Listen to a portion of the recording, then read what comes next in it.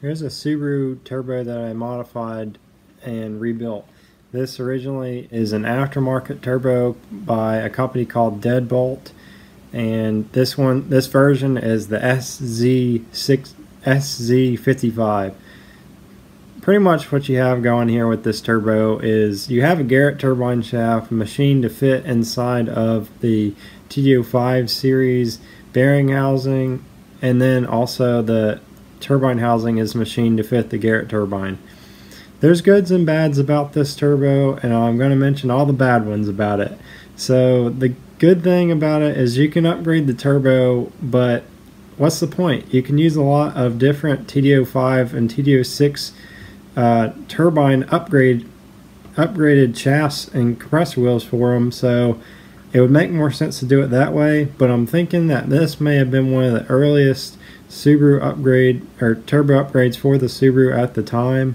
And so for the compressor wheel, they used the GT3076 compressor wheel, and then the turbine used some kind of Garrett turbine, but I'm not really familiar with which one it was. I'm thinking it was like the T3, T3, aka stage 3 turbine, which is 56 by 65.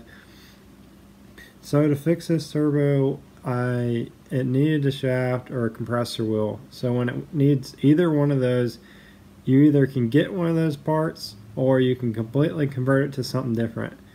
So the problem with that is you can't get a direct replacement shaft for this because it's custom made. The compressor wheel might also be custom made, but I'm not really 100% sure. We just dealt away with the whole Garrett part of this turbo and just used a Mitsubishi TD06H 9-blade turbine, which is a little bit bigger, 58.8 by 67.2 millimeter, and then the compressor wheel I used is a GTX 3076, which is 58 by 76 millimeter. I machined both housings to fit the wheels. The compressor housing, I already have a CNC program for that I wrote, so that was really easy. The turbine housing, I just mainly CNC it to the point where I can check my tolerances and then get it exactly the way I want it, because I don't have a CNC program for that. It's a little bit more complicated when you do the turbine housings because the spaces are a lot tighter in there, so it'd be a lot easier to crash it, especially if you're running a radius program.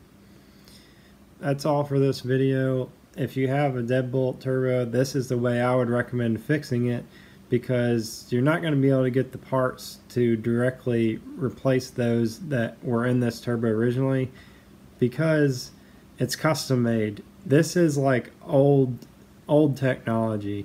There's so many things you can do now to these turbos that don't require you to have to make parts to upgrade them. You can just buy parts off the shelf, machine the housings, and then have your custom turbo. If you want to buy parts like I used in this build, I'll leave links to the parts that I used in this. These are parts that I stock for our business, so if you would like to purchase them to do a build yourself, you're more than welcome to do that.